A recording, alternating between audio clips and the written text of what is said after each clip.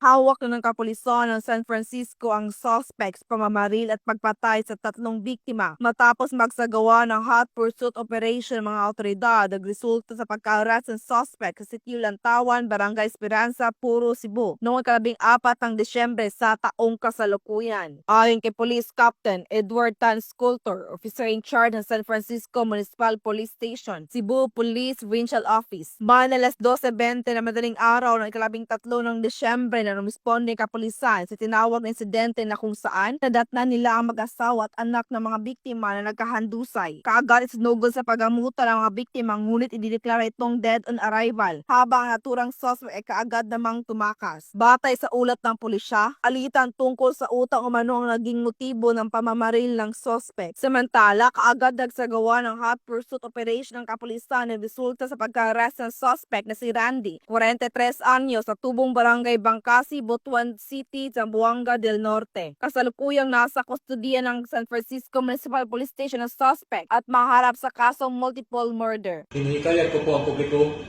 na patuloy na makipagtulungan sa ating kapulisan na kagad i-report ang anumang mga illegal na gawain na labag sa batas para mapangalagaan namin ang inyong kapakanan, lalong-lalo na sa mga San Franciscoano.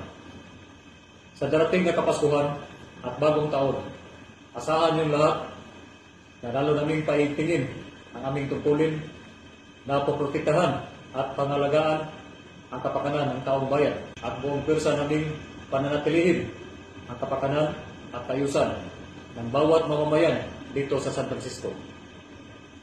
Payo ko lang din po sa lahat na palagi tayong mag-iingat at hindi dapat tayo magtitiwala sa mga taong hindi natin kakilala.